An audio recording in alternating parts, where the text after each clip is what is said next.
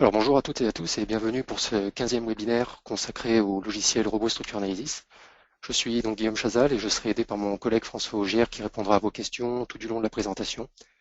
Alors, le sujet d'aujourd'hui sera la vérification des passerelles piétonnes suivant le guide du CETRA.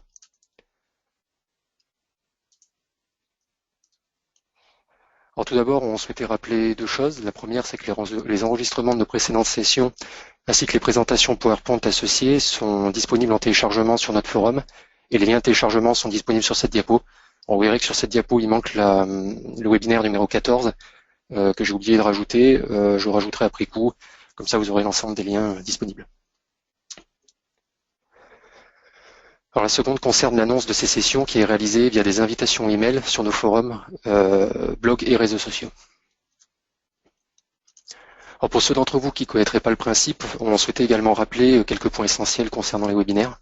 Donc ces sessions de webinaire ont pour but de traiter un sujet particulier orienté support, c'est-à-dire dans l'optique d'apporter une ou des solutions aux problèmes et questions les plus récurrentes sur le sujet.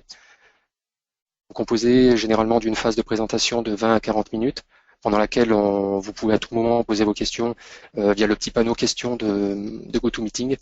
Et une fois la présentation terminée, on occupe le reste de l'heure à essayer de répondre à vos questions. Alors dans cette diapo, on a regroupé les liens et ressources les plus couramment consultées, comme la page du forum dédiée aux articles techniques, la page contenant des outils additionnels à ajouter à Robot, et la page vers la boîte à idées dans laquelle vous pouvez exprimer en français ou en anglais vos demandes de développement. Et enfin, vous trouverez la page dédiée aux commentaires des webinaires auxquels vous avez assisté, qui contient entre autres les réponses à l'ensemble des questions qui ont été posées pendant ces sessions. On profite également de l'occasion pour rappeler que les hotfix 1, 2 et 3 pour Robot 2017 sont disponibles. Donc le lien du bas, ici, vous redirigera vers la page du forum qui vous permettra de télécharger ces correctifs et de connaître la liste des corrections apportées. Alors dans ce webinaire, on va traiter une des manières possibles d'aborder la méthodologie proposée par le guide du CETRA dans Robot. Après une rapide introduction, on rappellera donc dans un premier temps quelques éléments théoriques relatifs à la méthode, puis on traitera un exemple afin de mettre en application la méthode suggérée. Le prochain webinaire sera lui consacré à la résolution des instabilités dans Robot. Alors le CETRA, c'est donc le service d'études techniques des routes et des autoroutes qui dépend du ministère de l'écologie, du développement durable et de l'énergie. Il intervient dans les domaines de la route, des ouvrages d'art et plus largement dans le domaine des transports en France.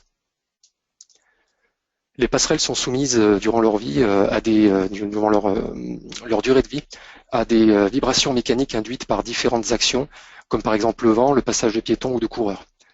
Celles-ci sont généralement pas préjudiciables pour le dimensionnement, mais peuvent par contre devenir gênantes, voire inconfortables pour les utilisateurs. Donc les réglementations françaises ou européennes actuelles ne proposent pas de méthodologie permettant de contrôler ces vibrations, et c'est pourquoi le CETRA et la FGC, qui est l'Association française de génie civil, ont publié un guide qui servira de base au contrôle vibratoire de ces ouvrages. Ensuite, à cette courte introduction, on va maintenant aborder les principaux éléments théoriques de la méthode. Alors, sur cette diapo, on peut voir la définition de la fonction temporelle qui définit la marche. Cette fonction est définie par une série de fonctions sinusoïdales dans laquelle on retrouve G0 qui est le poids moyen d'un piéton, la fréquence de la marche, et phi qui est le déphasage de la fonction harmonique I par rapport à la première harmonique. Dans le cas où l'on cherche à modéliser un chargement piéton, seule la première harmonique est généralement considérée. Ainsi, les différentes composantes sont définies par les formulations visibles sur cette diapo. Alors dans le guide, la méthode consiste à considérer l'action d'une foule de piétons plutôt qu'un seul piéton. Ainsi, le modèle retenu finalement consiste à faire circuler des piétons aléatoires, de fréquences aléatoires et de phases aléatoires sur la passerelle, qui présentent elles-mêmes des modes de vibration différents. On évalue alors le nombre de piétons équivalents qui, répartis sur la passerelle, tous en phase et à la fréquence propre de la passerelle, produiraient les mêmes effets que les piétons aléatoires. Un second modèle de foule très dense a été défini sur le même principe, mais ici les piétons aléatoires circulent tous à la même fréquence. Le guide suggère aussi de se prémunir du risque lié à la synchronisation forcée qui survient lorsqu'une foule vient se caler progressivement à une fréquence proche de celle de la passerelle. Les piétons marchent tous en phase et en fréquence sur la fréquence propre transversale de la passerelle, et le nombre de piétons équivalents augmente alors de manière très importante. Ce phénomène est notamment apparu sur les passerelles du Millennium à Londres et celle de Solferino à Paris. Alors, afin d'éviter ce risque, le guide préconise de limiter les accélérations transversales à 0,10 m/s². On verra ça un peu plus en détail plus tard. Alors la méthode suggérée, elle est composée de 6 étapes principales. La première concerne, les deux premières en fait sont du ressort du maître d'ouvrage généralement, c'est-à-dire que ça c'est plus une hypothèse qu'une réelle détermination à proprement parler. Donc on va déterminer ici la classe de la passerelle et le niveau de confort que l'on souhaite atteindre. Et ensuite, on va déterminer donc les fréquences de la passerelle, les fréquences propres de la passerelle, et vérifier si oui ou non le calcul dynamique est nécessaire. Ensuite, on va déterminer les charges et calculer les effets dynamiques sur cette structure. On va vérifier les accélérations dans l'étape 5 et enfin on fera les vérifications relatives au contrôle, vérifications ELS et ELU. Alors, comme je disais, généralement la détermination de la classe de la passerelle, c'est du ressort du maître d'ouvrage qui va être responsable de ce choix. Donc 4 classes sont définies par le guide. La première, ça correspond à des passerelles qui relient des zones à forte concentration de piétons, zones dans lesquelles on pourrait retrouver par exemple des gares ou des stations de métro par exemple, ou plus fréquemment traversées par des foules denses, comme avec des zones de proximité. La seconde concerne les passerelles urbaines reliant des zones peuplées, soumises à un trafic important et pouvant être parfois chargées sur toute leur surface. La troisième concerne les passerelles normalement utilisées, pouvant parfois être traversées par des groupes importants mais sans jamais être chargées sur toute leur surface. Et enfin la dernière, c'est les passerelles très peu utilisées, reliant des zones faiblement peuplées. À noter que cette dernière classe de passerelle n'est pas vérifiée, en tout cas d'un point de vue dynamique. Donc de la même manière, le choix du niveau de confort, c'est de la responsabilité généralement du maître d'ouvrage donc il va faire ce choix et 3 niveaux de confort sont disponibles. Donc le confort dit maximal. Donc les accélérations subies par la passerelle sont sont imperceptibles par les utilisateurs. Le confort moyen, les accélérations subies par la passerelle sont simplement perceptibles. Et la dernière plage, qui correspond donc au confort minimum, les accélérations, elles, sont ressenties mais pas intolérables. Et donc à nouveau, on voit que ces différentes plages sont rappelées ici dans les tableaux. Et donc on constate que les accélérations horizontales sont donc limitées à 0,10 m/s², de façon à éviter le phénomène de synchronisation forcée dont on parlait tout à l'heure. Donc à partir de maintenant, on va déterminer les fréquences propres de la structure et on va vérifier si oui ou non on a une nécessité de faire un calcul dynamique sur la passerelle. Donc on a 4 plages de fréquences qui sont définies, c'est 4 plages de risque en fait, et elles sont utilisées afin de déterminer si une analyse dynamique est nécessaire. Donc on a ce qu'on constate en fait, c'est que pour la première plage de fréquence qui est définie entre 1,7 Hz et 2,1 Hz, le risque de mise en résonance est maximum.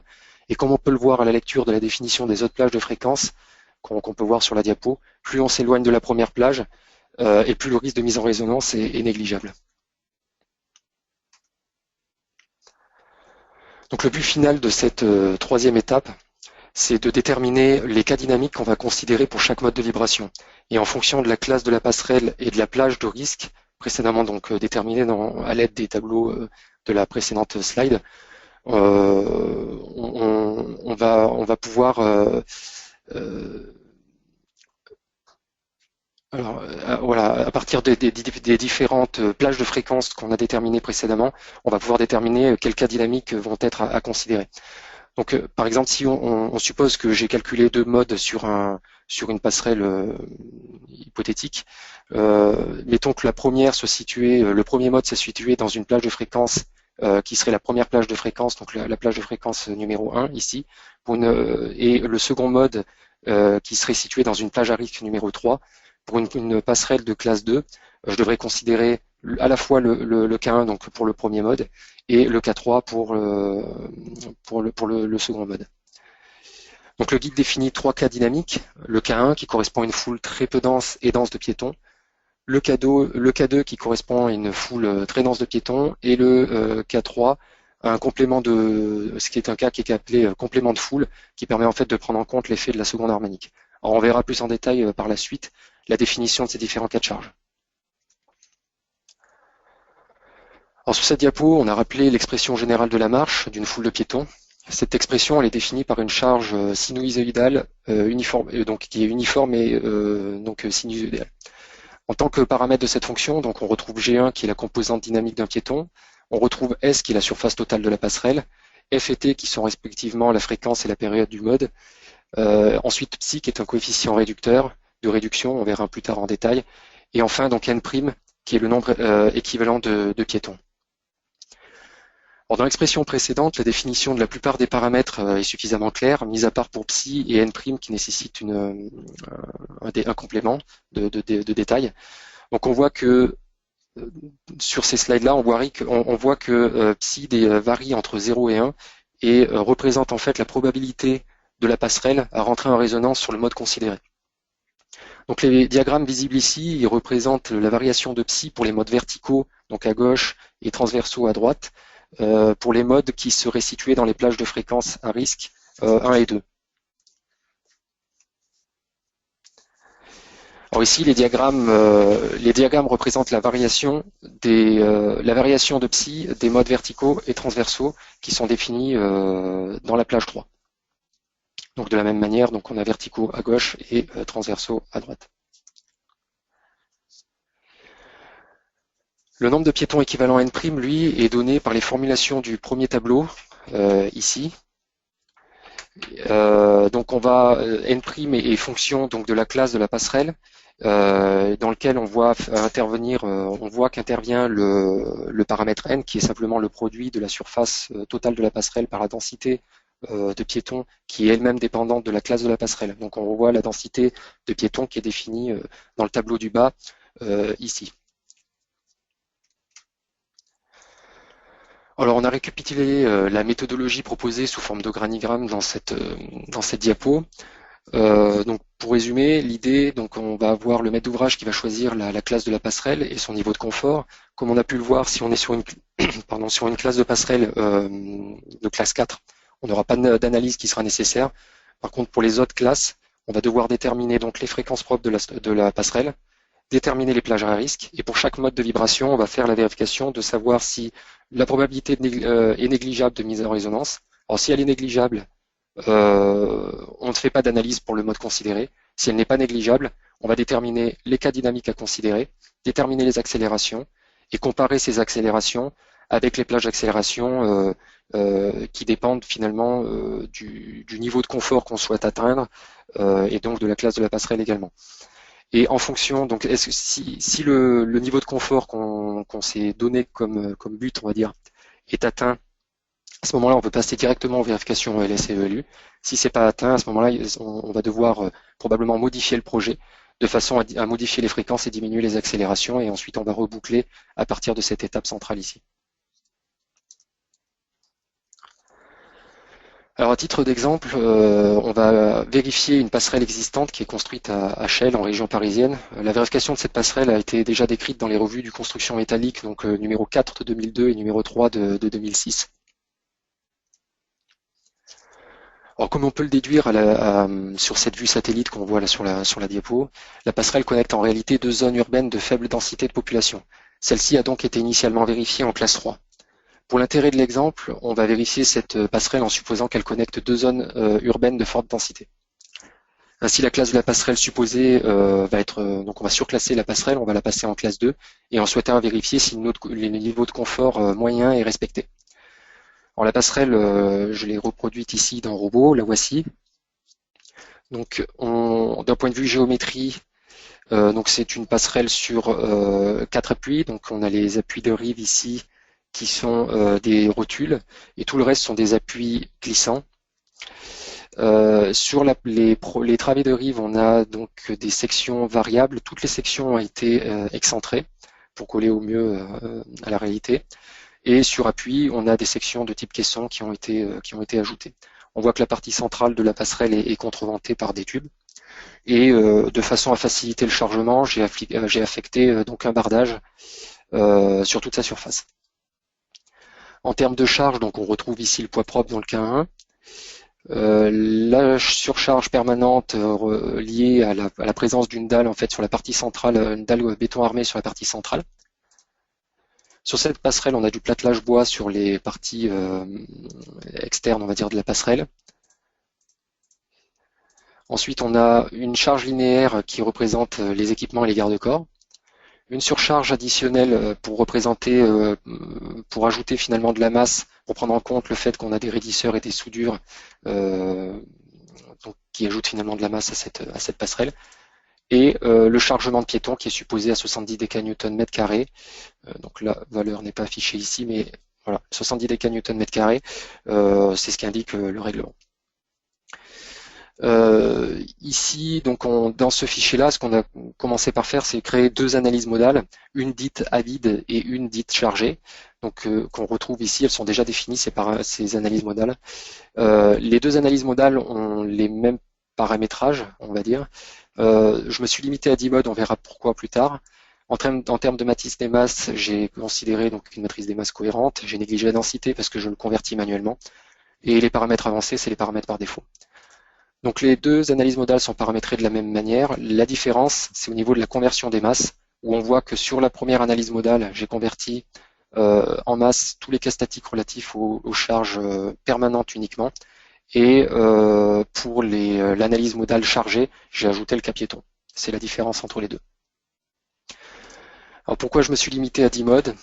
Parce que si on va voir dans les modes propres, le guide en fait nous dit que tous les modes au-delà de 5 Hz ne sont pas nécessaires. Donc on voit que sur la modale dite chargée, je suis à 4,84 sur le 10e mode. Le 11e mode dépasse les 5 Hz. Donc je me suis limité à 10 modes pour les deux analyses modales, malgré que sur l'analyse modale à vide, on est légèrement au-dessus de 5 Hz.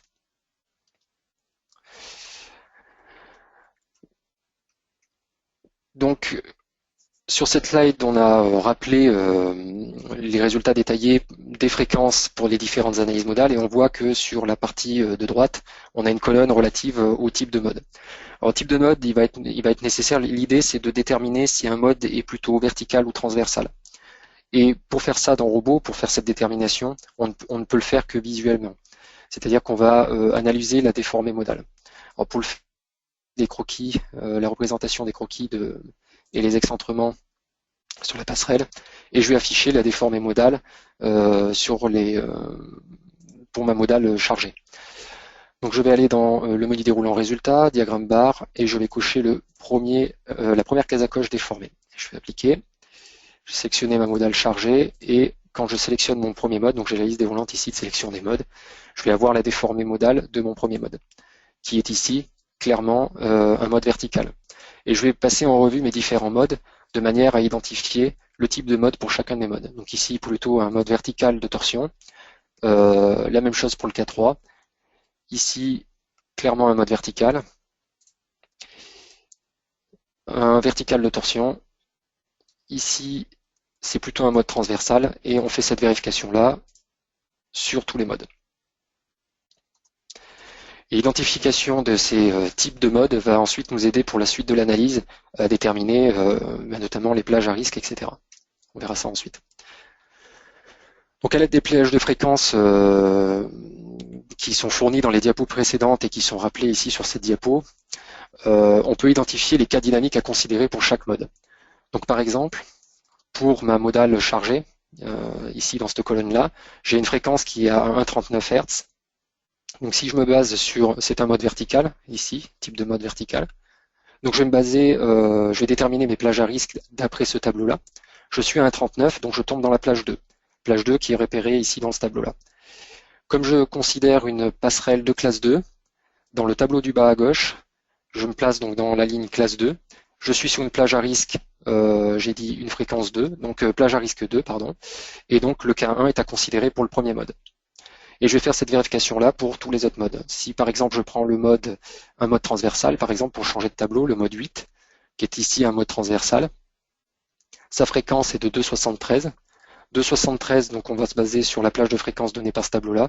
Je suis dans la plage 4, et pour la plage 4, quelle que soit la classe de passerelle, on n'a pas de calcul à faire pour ce mode-là. Donc c'est de cette manière-là qu'on va pouvoir déterminer quels sont les cas de charge dynamiques à considérer pour chaque mode. Alors à partir de maintenant, on va devoir définir les cas de charge dynamiques, c'est-à-dire déterminer l'intensité des charges surfaciques à appliquer dans les différents modes, dans les différents cas dynamiques. Alors, on va commencer par déterminer les charges du cas dynamique numéro 1, qui sont ici, qui va être donc ici dans mon exemple, c'est les 5 premiers modes qui vont être concernés par ce cas dynamique 1 et qui sont tous des modes verticaux. Donc si ici est déterminé d'après le diagramme de droite, donc le diagramme qui concerne les modes verticaux, et donc on voit que par exemple pour le mode 1, le mode 1 qui est une fréquence à 1,39, ce mode 1 va être situé sur cette branche-là. Donc pour déterminer psi, je vais devoir faire une interpolation linéaire entre 0 et 1 et 1 et 1,7 Hz pour pouvoir trouver ce psi de 0,82 environ. Et je vais faire ce calcul-là pour l'ensemble de ces 5 modes qui sont concernés par le K1.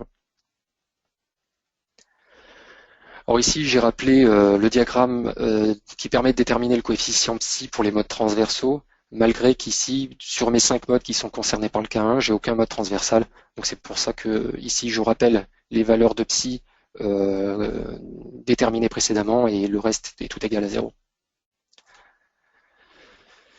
Alors, on va ensuite déterminer l'intensité des charges surfaciques à partir des expressions qui sont visibles dans le premier tableau. Donc on voit que les expressions varient en fonction de la direction du type de mode, est-ce que c'est un mode vertical ou transversal.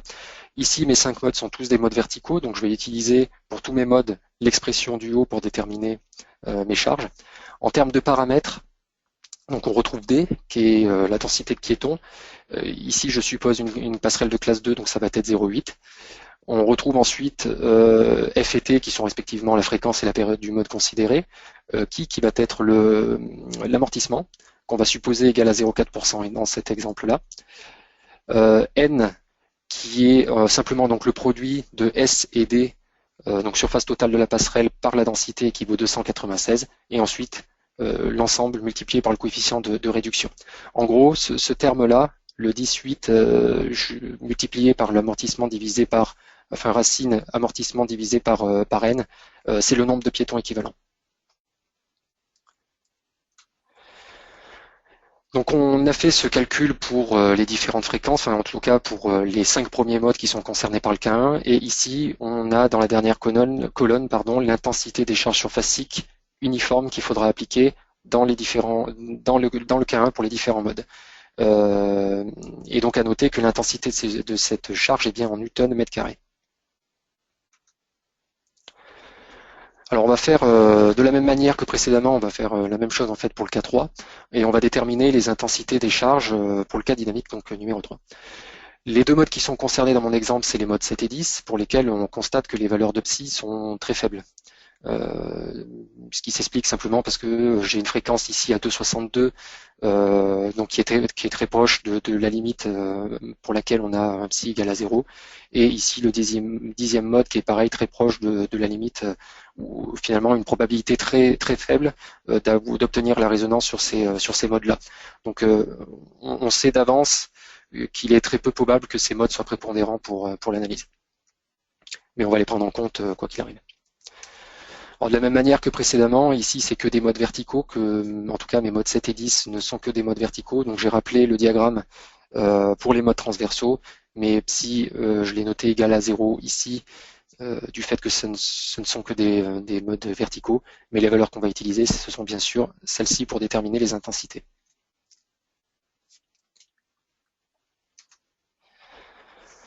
Alors comme pour le K1, on va utiliser ces expressions-là pour déterminer les intensités de mes charges uniformes. De la même manière, c'est scindé en fonction de si c'est un mode vertical ou transversal, et on retrouve les expressions ici qui sont assez similaires à celles du K1.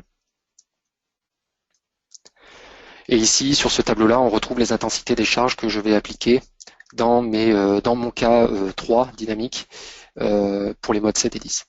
Donc on voit, par exemple pour le mode 7, du fait d'un psi qui est très faible, une charge, on se retrouve avec une intensité de charge qui est quasi nulle. Alors comment on va faire ça dans Robot? Nous, la méthode proposée, c'est de faire une analyse, ce qu'on propose, c'est de faire une analyse harmonique FRF. Cette analyse FRF, elle n'a que 3 paramètres finalement, on n'a que 3 paramètres à définir, c'est-à-dire une fréquence initiale et une fréquence finale. qu'on va définir de façon à inclure le mode que l'on souhaite considérer dans cette petite plage de fréquences qu'on définit avec fréquence initiale, fréquence finale. Par exemple, donc le mode 1, j'ai une fréquence à 1,39. Donc ici, j'ai défini une fréquence initiale juste en dessous de 1,39 et juste au-dessus de 1,43 de façon à inclure le 1,39. Ce qui est vraiment important, c'est de laisser cocher cette case à coche, prendre en compte les fréquences propres de l'intervalle donné, de façon à s'assurer que la fréquence exactement égale à 1,39 sera utilisée pour l'excitation de la passerelle.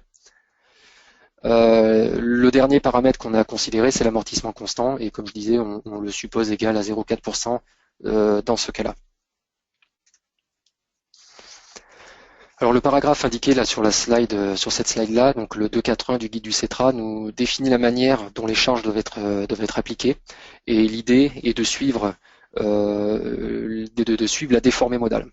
C'est pour ça que, par exemple, sur cette capture d'écran-là, ma déformée modale sur ma première travée part vers le haut, je charge vers le haut, et ainsi de suite.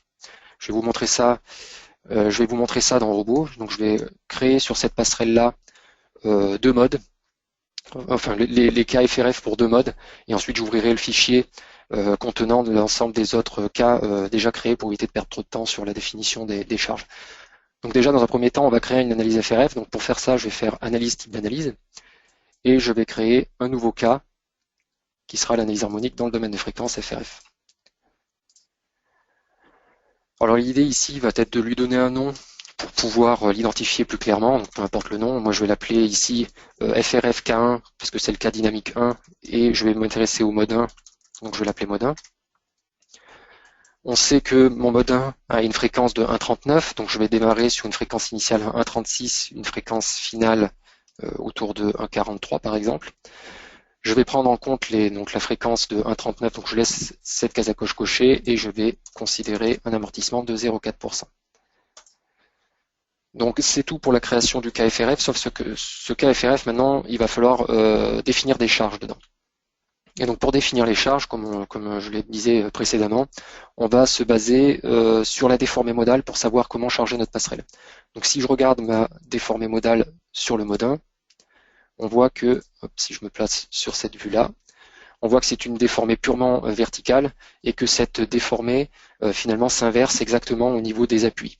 Donc ce que je vais faire simplement, c'est créer une charge surfacique par contour et par travée, de façon à avoir un chargement qui puisse suivre cette déformée modale. Alors pour faire ça, je vais aller dans la définition des cas de charge. Je vais sélectionner ici mon KFRF. Je vais à l'onglet surface et je clique sur charge surfacique uniforme par contour. Alors, par contre là l'unité n'est pas bonne, c'est en kilos par mètre carré, donc il faut bien que je fasse attention à me mettre en newton par mètre carré. Voilà. Donc l'intensité de cette charge, on l'a vu dans une diapo précédente, c'est 7,27. Et sur la première travée, je cherche à définir une charge qui va être d'intensité 7,27, mais surtout positive pour représenter le fait que ma travée se déforme vers le haut. Donc j'indique 7,27 et je vais pouvoir créer mon contour ici. Donc pour la définition des contours, pas hésiter à zoomer. Et je clique les différents points définissant mon contour.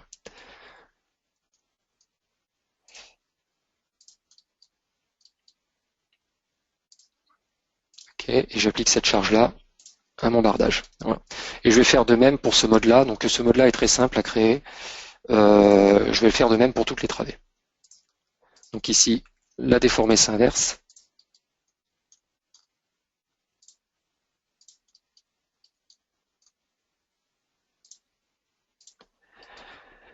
Voilà. Et pour la troisième travée, même principe, sauf que j'inverse à nouveau l'intensité, la valeur de la charge. Voilà.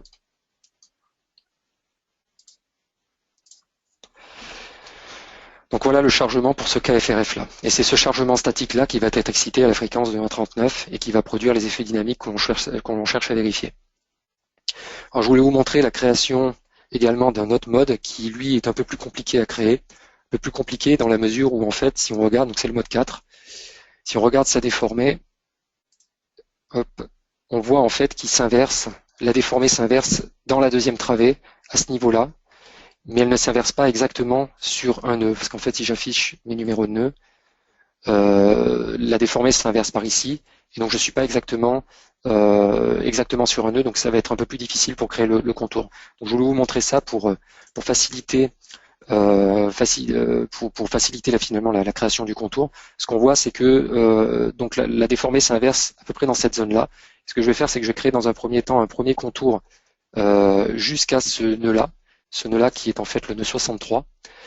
Et ensuite, j'irai modifier manuellement la définition de mon contour de façon à venir le caler à l'endroit où ça s'inverse.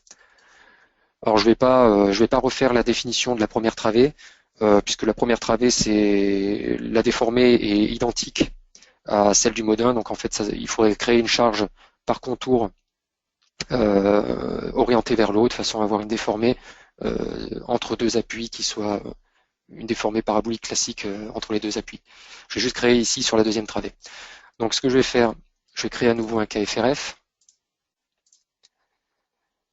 Donc, je crée une nouvelle analyse harmonique que j'appelle donc à nouveau FRFK1 mode 4, ça c'est juste pour l'identifier. Mon mode 4, donc on a vu dans une diapo précédente, elle a une fréquence de 1,88, donc ici je vais passer sur une fréquence initiale d'environ, mettons 1,85 et 1,92, mettons, et 0,04%. Donc mon KFRF est créé à nouveau, et je vais pouvoir créer donc ma zone de chargement, donc encore une fois sur la deuxième travée uniquement, juste pour l'exemple. Donc à nouveau je viens ici, l'intensité de ma charge, elle est de 8,89 dans le cas de ce mode-là, et elle va vers le bas, ma déformée sur cette première partie, et ensuite donc je vais pouvoir définir mon contour. Donc comme je le disais, on va le faire en fait en deux temps, c'est-à-dire que je vais démarrer de cette ligne d'appui ici et je vais aller jusqu'à cette traverse-là. Et je viendrai ensuite corriger manuellement la définition de mon contour. Donc ici, mon premier chargement. Et je vais continuer le chargement sur la deuxième travée en inversant la charge et en la définissant ici.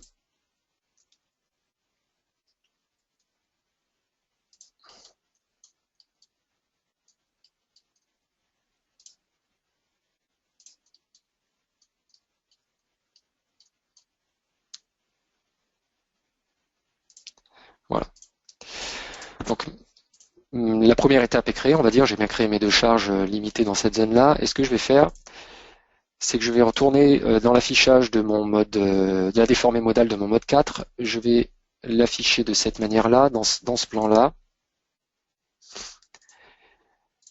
Et je vais augmenter l'amplitude de déformée de façon à y voir quelque chose. Voilà. Et on voit que ça s'inverse.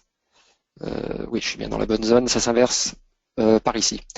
En fait, l'idée va être de repérer finalement la coordonnée suivant l'axe X à partir d'où la déformée s'inverse en fait. Et pour ça, je vais aller dans Édition, Diviser barre, et je vais utiliser la division par blanc. Alors l'idée n'est pas de diviser les barres, mais vraiment juste de repérer la coordonnée. Et pour ça, je vais cliquer dans ce champ-là, et vous voyez que si je balade ce curseur là qui devient une ligne verticale le long de la structure, on voit que la coordonnée en X dans le champ se met à jour. Et donc l'idée, c'est de zoomer à peu près ici, de repérer la coordonnée. Donc là, on est à 46, 45,2. 46, 45,2, je le note de côté. Et je vais ensuite modifier mon contour. Donc pour modifier le contour, je resélectionne mon KFRF que je viens de créer. Je passe le curseur de souris sur la charge sans cliquer. Et donc on voit qu'il se met en surveillance et je fais clic droit, propriété de la charge. Ça m'ouvre à nouveau cette boîte de dialogue là dans laquelle je vais pouvoir modifier mon contour. Donc je clique sur définition du contour, je clique sur le tableau et je vais venir modifier cette coordonnée là, donc à 46 452. Pour faciliter, je vais copier la valeur, oups, voilà, et je la colle aux bons endroits. Quand je clique sur ajouter, le logiciel me demande ce que je souhaite modifier comme charge. Il faut que je sélectionne pour la sélection des objets. de façon à ce qu'il me vienne me réduire la charge par contour dans cette zone-là. Et on voit qu'ici, elle a été modifiée, et je vais devoir faire la même chose pour la deuxième zone.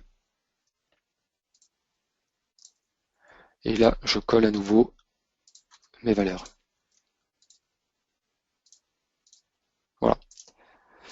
Donc c'est de cette manière-là qu'on va recréer finalement les charges pour les différents cas dynamiques. Donc c'est à faire pour tous les modes. Donc on va créer une analyse FRF pour chaque mode, et pour chaque mode, on va avoir un chargement différent.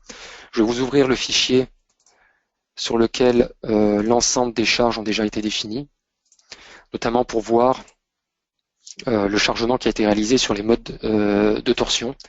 Sur ces modes-là, notamment le mode 2, en fait, ce qui est fait, c'est un chargement dit en damier. Alors, on voit peut-être pas très bien avec les valeurs, voilà.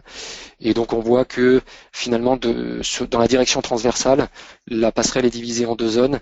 La première zone, on va dire la zone dans la partie Y- du repère global se soulève, donc j'ai une charge qui la soulève, et de l'autre côté, elle s'affaisse.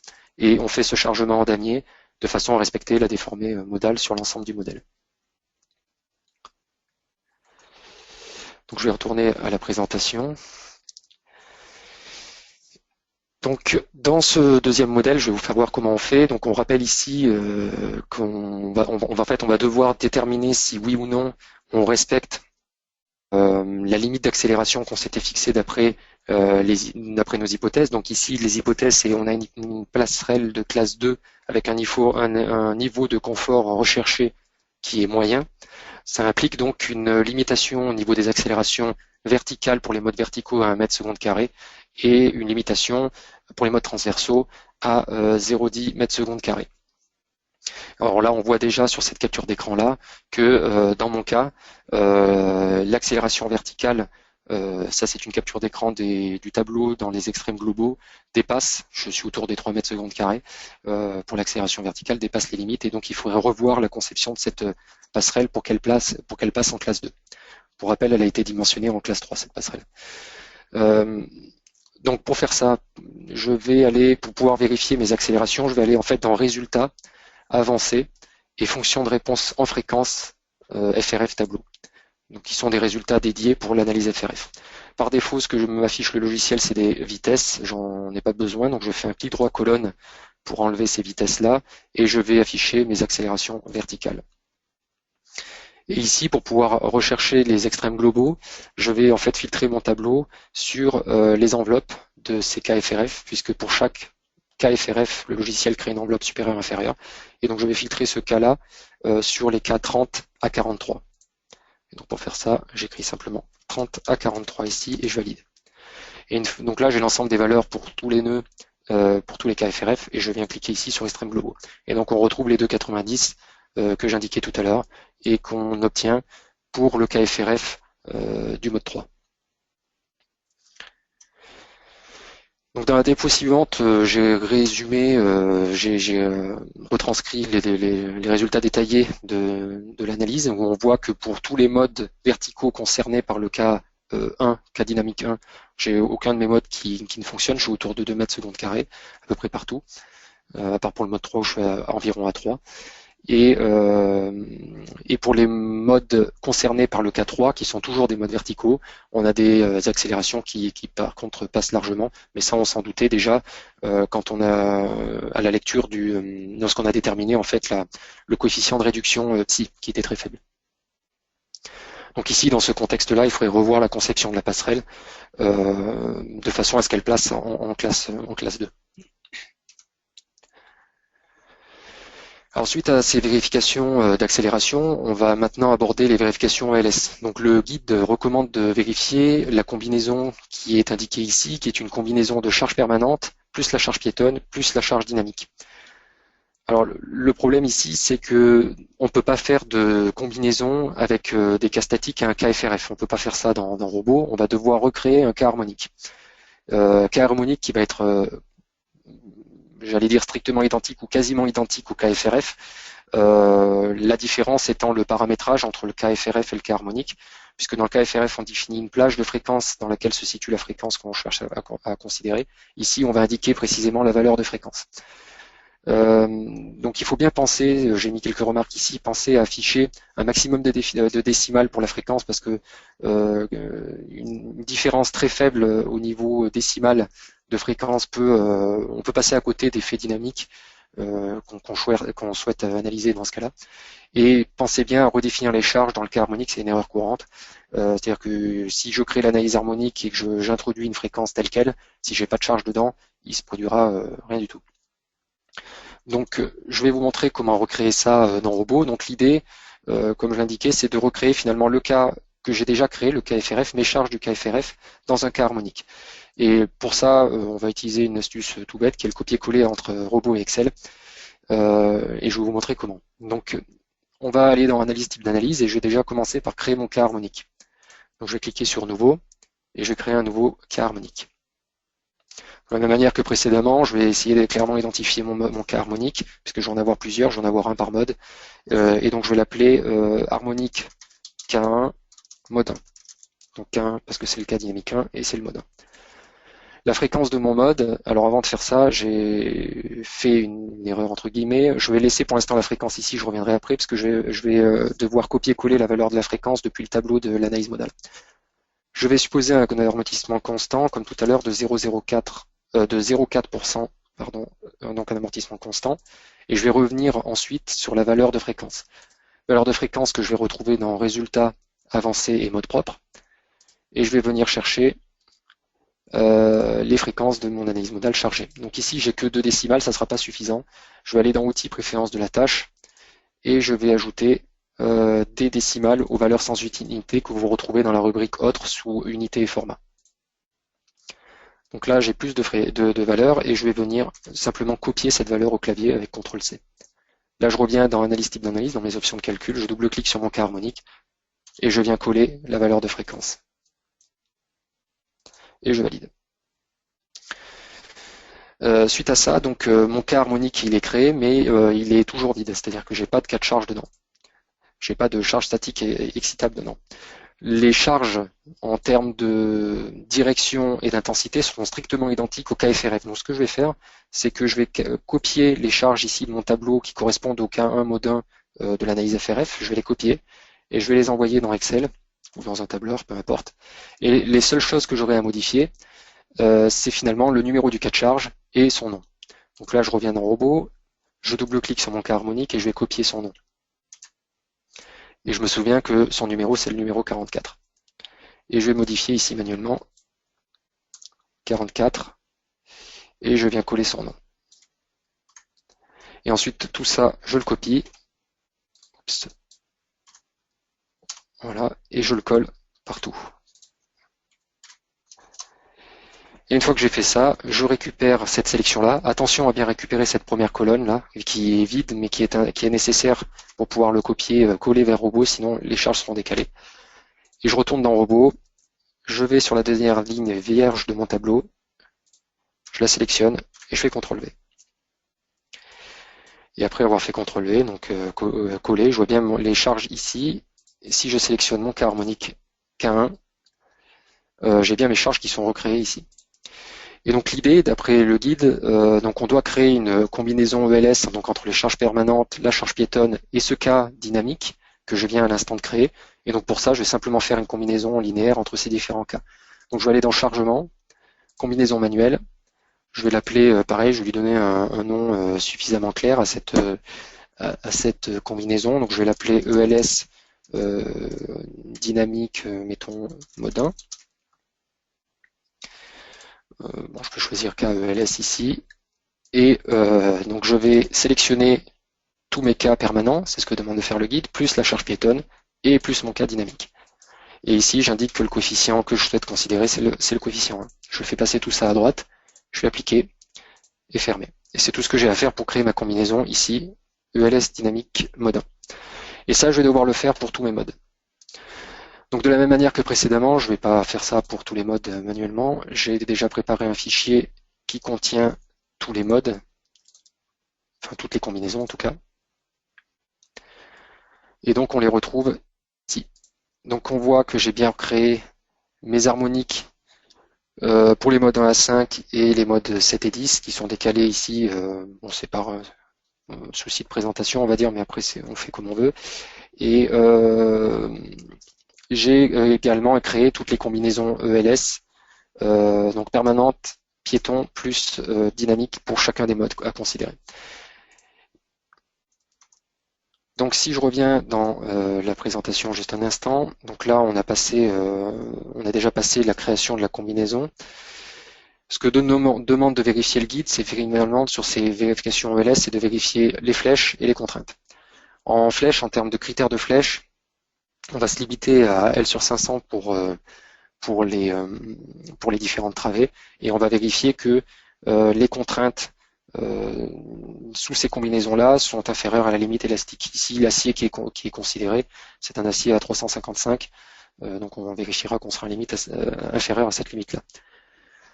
Donc on a rappelé les résultats ici, je vais vous montrer comment les obtenir dans le robot, mais on voit déjà que ici en termes de flèches, ça ne fonctionne pas, donc aussi lié au fait que il faudrait, on a une passerelle qui a été également surclassée.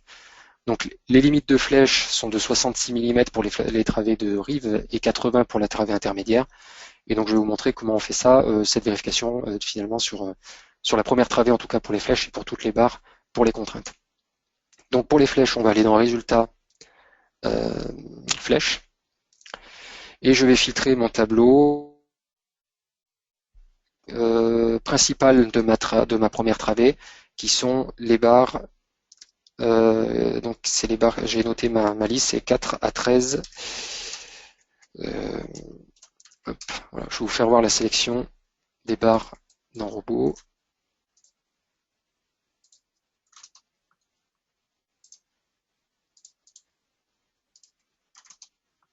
Voilà. Donc les barres concernées, c'est les barres principales de la première travée. Si je regarde mes flèches, donc là j'ai fait mon filtre sur les barres. Je vais maintenant faire le filtre sur les combinaisons. Donc les combinaisons concernées, c'est toutes mes combinaisons ELS que j'ai définies précédemment. Donc ça va être les cas 49 à 53, 56 et 57 qui concernent les modes 7 et 10. Je valide. Et suite à ça, donc j'ai les valeurs pour chacune des barres. Et ici, ce qui peut m'intéresser, c'est d'avoir direct une lecture de l'extrême global. Et on voit ici qu'on retrouve les 93 mm que j'ai capturés sur la diapo. Donc on est hors limite. Pour les contraintes, ça va être à peu près le même principe, sauf qu'ici on va le faire pour toutes les barres. Je vais aller dans le menu déroulant résultats contraintes. Ce qui est important ici, c'est de d'abord filtrer correctement le tableau. Vous allez voir pourquoi, c'est pour un gain de temps. Ce que je cherche à avoir ici, c'est les contraintes normales. Tout le reste, ici, ça m'intéresse pas, je vais les enlever. Je vais les enlever parce que sinon, quand je vais générer les points caractéristiques, je vais vous expliquer pourquoi après, ça va prendre trop de temps. Donc, j'enlève les contraintes de flexion, les contraintes axiales, j'en ai pas besoin, je valide. À nouveau, donc mon filtre, il est déjà fait sur les combinaisons, et là, je veux sur toutes les barres. Une fois que j'ai fait ça, je fais à nouveau clic droit colonne dans le tableau, je vais aller dans Points et je vais sélectionner Points caractéristiques et je clique sur Régénérer. On voit en bas une petite barre d'avancement qui fait en fait le tri des valeurs. Ce que fait Points caractéristiques, c'est qu'il va rechercher sur chaque barre et pour chaque cas les endroits où les contraintes sont maximales et minimales. C'est pour ça que c'est important de faire d'abord le filtre de ce que l'on veut, de sélectionner correctement les colonnes que l'on souhaite voir apparaître, finalement le type de résultat que l'on souhaite examiner, sans quoi cette recherche des données est beaucoup plus longue. Donc ça peut prendre un certain temps en fonction du nombre d'éléments, etc. Là, dans cet exemple-là, normalement, c'est assez lent jusqu'à 6-8%. Et ensuite, ça accélère d'un coup. Simplement, on va peut-être pas attendre que ça finisse. Je vous ferai voir après quand je reviendrai dans le fichier. Mais les résultats, les voici. Donc, je suis autour de 138 mégapascales de contrainte normale maximale, ce qui est largement en dessous de ma limite élastique dans ce cas-là. En ce qui concerne les vérifications ELU, c'est un peu le même principe que pour les vérifications ELS. On va devoir considérer donc une combinaison, on va créer une combinaison ELU qui va être la combinaison des charges permanentes, de la charge piétonne et de la charge dynamique. Charge dynamique qui est définie d'une manière un peu différente de ce qu'on a fait, enfin des charges qui sont actuellement définies dans mes cas harmoniques. En fait, ce qui change, c'est pas tellement le cas de charge en lui-même, mais c'est l'intensité. L'intensité de la charge, elle est déterminée par ce tableau ici, ou si c'est un mode transversal. Et donc on va utiliser finalement la même astuce que pour la création tout à l'heure de mes combinaisons ELS, c'est-à-dire que je vais devoir recréer un cas harmonique pour lesquels je vais venir recréer, à nouveau copier les cas de charge de mon cas FRF et venir modifier simplement l'intensité de la charge. Les vérifications à réaliser, ça sera donc un peu à la manière donc des vérifications LS, on va vérifier que les contraintes sont inférieures à la limite élastique pour les contraintes normales et que les contraintes de cisaillement ne dépassent pas 60% de cette limite. Ici, on va supposer un amortissement à 2% parce qu'en réalité, cette vérification était réalisée pour un comportement, pour des cas plus accidentels, dans le cas où on aurait, pour des cas de vandalisme ou des cas, une manifestation qui passerait sur cette passerelle qui sont considérées plus comme des actions accidentelles. Si je reviens dans robot rapidement, il a dû finir. Non, toujours pas. Mais voilà, bon, c'était pour vérifier s'il avait affiché les contraintes ELS dans ce cas-là. Donc, de la même manière que précédemment, je vais utiliser, je vais vous montrer en fait la définition de ce cas-là uniquement pour le mode 1 parce que le principe reste le même. Le principe de la création de ces cas-là reste le même. Donc, mon mode 1, c'est un mode vertical. Donc, je vais utiliser la première expression qu'on voit sur ce tableau ici, que j'ai rappelé ici dans le haut de la diapo. Et donc ce qui change, comme je vous disais, c'est l'intensité, qui sera ici de 224 newtons par mètre carré. Et on va recréer, de la même manière que précédemment, une analyse harmonique dédiée pour cette vérification LU pour ce mode-là, fréquence qui sera exactement égale à la valeur de fréquence du mode 1, avec un amortissement qui sera constant ici de 0,2. Donc si je fais ça dans robot, donc bon, je vais arrêter robot ici et je vais le relancer de façon à vous charger le fichier, recharger le fichier à nouveau pour vous montrer comment définir, comment redéfinir en fait ce cas de charge value.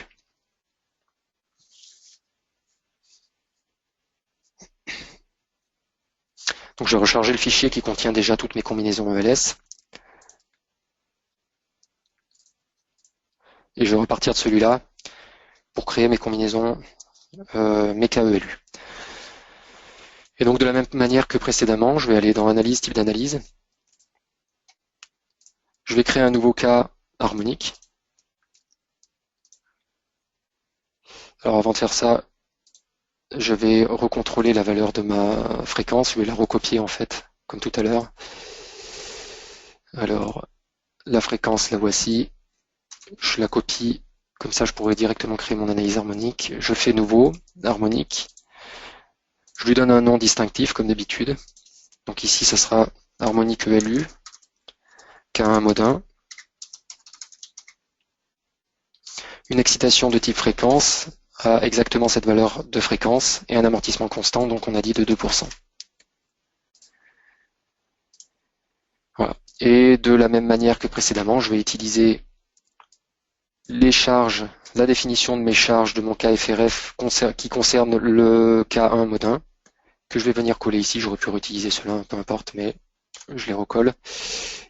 Et je vais retourner dans Robot de façon à copier le nom de mon cas de charge et me souvenir que le numéro ici c'est le 58. Et je vais faire la modification manuellement. Donc ici c'est le cas 58. Voilà. Et je colle ça partout. Ce qui change également, donc ça va être les signes de mes charges vont rester les mêmes puisque la déformée modale n'a pas bougé. Par contre, c'est l'intensité qui, elle, a bougé. Et donc, l'intensité de mes charges, je crois que c'était 224, voilà, 224 newtons mètre carré. Donc, je viens ici et je vais remplacer le 7 par 224.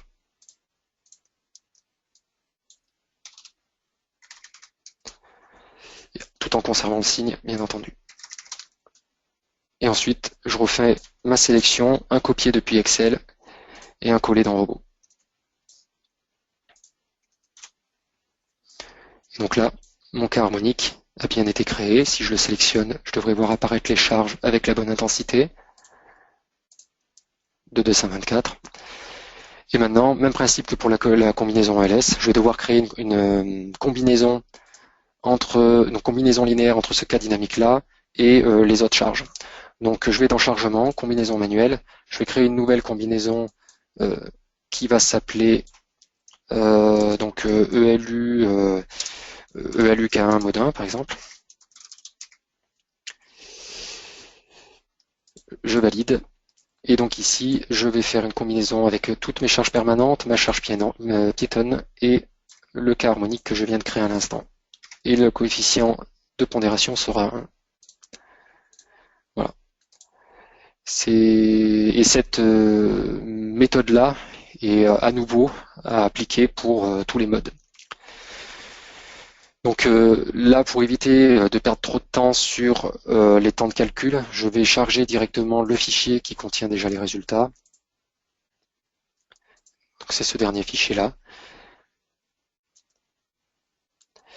Et je vais afficher donc de la même manière que précédemment, donc dans résultats contraintes, je vais venir afficher mes contraintes pour toutes les barres, pour les combinaisons ELU. Voilà, là en l'occurrence, j'ai créé que la première. Et je vais afficher que la contrainte normale et les contraintes de cisaillement. Donc je décoche ce dont je n'ai pas besoin. Je valide. Je veux tous ces valeurs-là pour toutes les barres. Donc je viens générer à nouveau les points caractéristiques en espérant que ça soit un peu plus rapide que précédemment. Et ensuite l'idée sera de vérifier à l'onglet extrême globaux, si mes valeurs de contrainte normales sont inférieures à 355 et mes valeurs de cisaillement inférieures à 60% de cette même limite élastique. Alors en attendant qu'il nous fasse le tri, les résultats, je les avais listés ici dans la diapo, et on voit que pour les contraintes normales, on est autour de 240, donc en dessous des 355, et pour les contraintes de cisaillement, on est autour de 30, donc en dessous des 60%, 60% de la valeur élastique. Voilà, donc à partir de maintenant, n'hésitez pas à nous poser vos questions, s'il y en a, et puis on tentera d'y répondre. Alors après, étant donné que le sujet concerne, voilà, c'est le guide du CETRA étant relativement vaste et potentiellement complexe, il est possible que j'arrive pas à répondre à tout, mais à ce moment-là, on répondra sur le forum. Donc je sais pas s'il y a eu des questions, François. Oui, merci Guillaume pour cet exposé. J'ai une question qui concerne en fait une question générique qui concerne donc quelle est la différence entre l'analyse harmonique simple et l'analyse harmonique FRF. C'est-à-dire que fait robot dans l'analyse FRF avec les valeurs initiales et valeurs finales de fréquence pour définir la plage.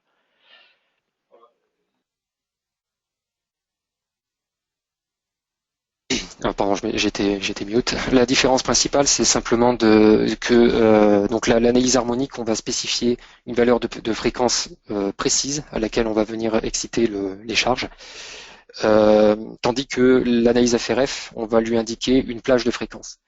Et sur cette plage de fréquence, on a vu tout à l'heure qu'on a un paramètre de division qui est par défaut à 10. Et par défaut, ce que fait Robot, c'est qu'il va vérifier toutes les fréquences qui sont situées sur cet intervalle-là.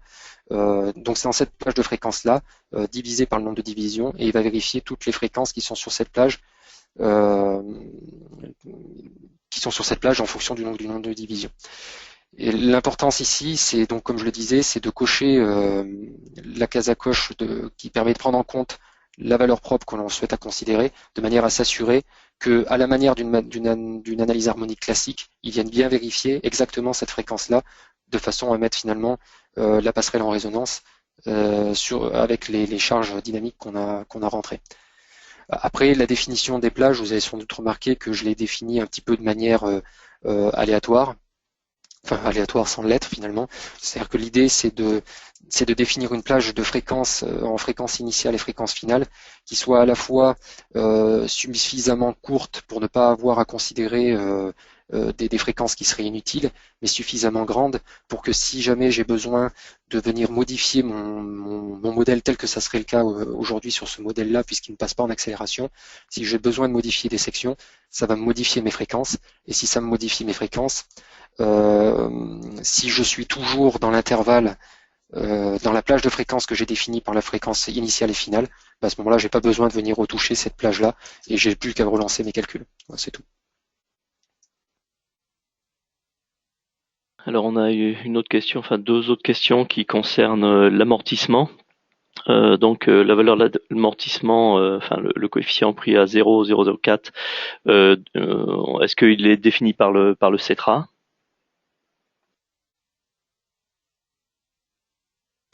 C'est effectivement défini par donc comme je disais, cet exemple-là, en fait, il est tiré d'une revue de construction métallique, notamment le 3 de 2006, et c'est la valeur qui est considérée également dans l'exemple-là, et c'est tiré du guide. L'autre question qui concerne l'amortissement. Donc l'amortissement est défini selon le guide du CETRA en fonction du type de structure, donc 0,4% pour une structure métallique. Pour le calcul du nombre de piétons équivalents, doit-on prendre 0,4 ou 0,004? C'est-à-dire, exemple, pour le calcul d'une passerelle de 240 mètres carrés à 0,8 piétons par mètre carré, y a-t-il 9,5 piétons équivalents ou 95 piétons? Je pense qu'on peut revenir sur Alors, je vais sur revenir les sur la diapositives. slide qui est concernée, il faut que je la retrouve.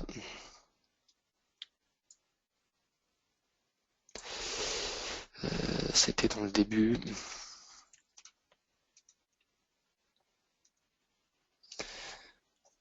Alors,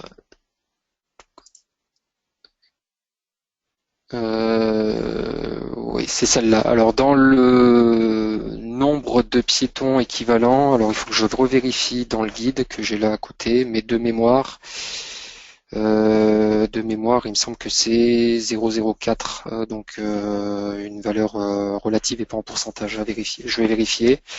En attendant, s'il y a d'autres questions, je, je, je vérifie en même temps dans le guide. Comme ça, de mémoire, je sais plus.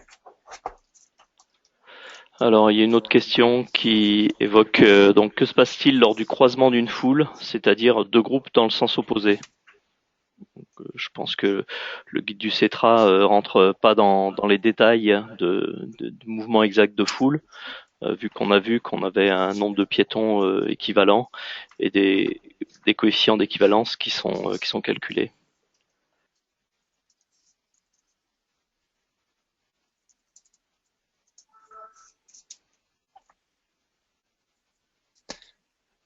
Alors, je suis en train de revérifier dans mes calculs si je retrouve l'information précédemment demandée.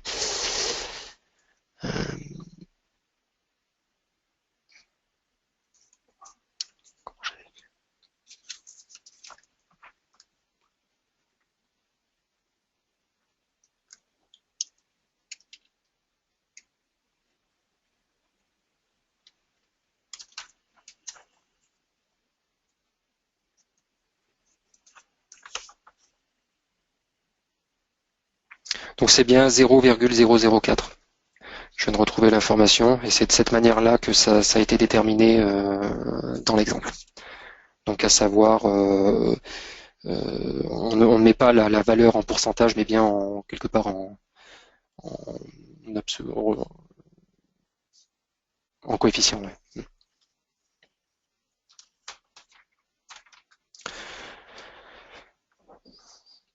Il y a une autre question, enfin qui n'est pas exactement une question, il y a d'ailleurs pas de question. Les vérifications ELS et ELU dynamiques sont faites avec une surcharge, donc on a vu de 70 décanewtons mètre carré. Ces vérifications sont faites en parallèle des vérifications classiques en statique, où les surcharges peuvent être beaucoup plus importantes, mettons 400 décanewtons mètre carré pour une zone catégorie C correspondant à une circulation publique dans l'Eurocodin. Et non, j'ai pas plus la question est pas plus précise que ça.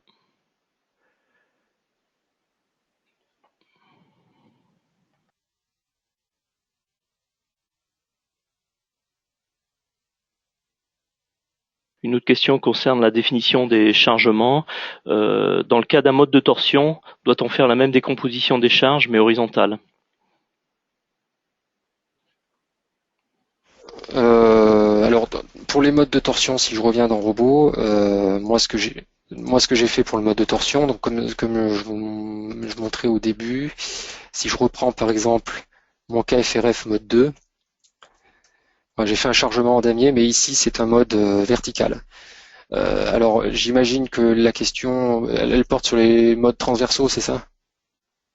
Ou pas? Ouais, mode de torsion. Bon, dans le cas d'un mode de torsion, dans mon cas, qui sont a priori verticaux, donc j'ai fait un chargement en damier de cette manière-là. Pour un mode qui serait purement transversal, euh, à mon sens, mais après c'est mon interprétation, il faudrait effectivement faire un chargement de la même, comme l'indique le guide, dans le sens transversal dans lequel la déformée se produit.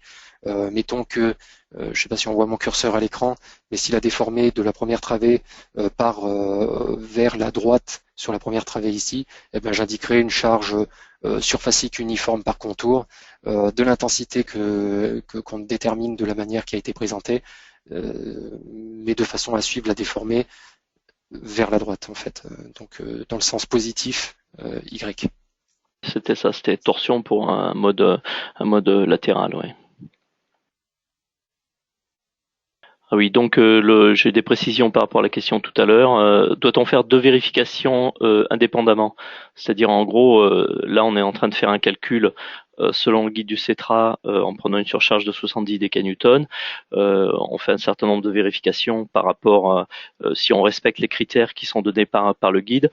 Et parallèlement à ça, on a un calcul avec des charges qui peuvent être différentes, plus importantes, statiques, où on fait un calcul, je dirais, classique. Ça, c'est quelque chose qui vient en complément d'un dimensionnement, on va dire, classique de la passerelle, d'un calcul classique.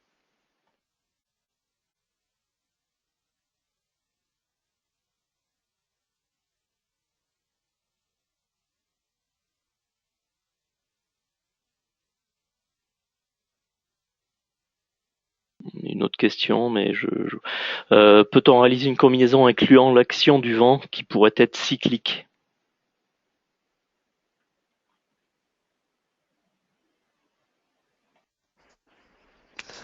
A priori, ça serait de prendre en compte l'effet dynamique du vent en plus de l'effet dynamique de la présence des piétons, ça serait ça l'idée? Non. Là, comme ça, je vous avoue que je sais pas. Il faudrait relire le guide. Je n'ai pas comme ça en tête. Je sais pas de quelle manière. Déjà, est-ce qu'il est nécessaire ou pas de prendre en compte, en plus des effets dynamiques de la marche, cumuler à ça les effets dynamiques du vent? Je suis pas sûr. Euh, à vérifier dans le guide. Mais comme ça, je ne saurais pas répondre à cette question-là. Je peux vérifier et puis éventuellement répondre sur le forum plus tard.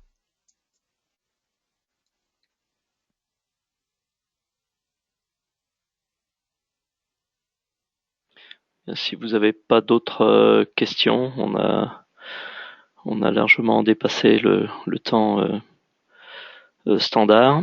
De toute façon, les questions, on remettra les réponses aux questions posées sur le post de feedback du forum, où vous retrouverez donc aussi le lien vers l'enregistrement vidéo sur YouTube de ce webinaire, et aussi le lien pour télécharger le support de présentation. Donc voilà, le prochain webinaire donc, se déroulera le 24 novembre de cette année et ça sera le sujet, ça sera donc comment résoudre les instabilités dans Robot. Voilà, donc je vous remercie de votre participation et puis je vous souhaite une bonne fin de journée. À bientôt, au revoir.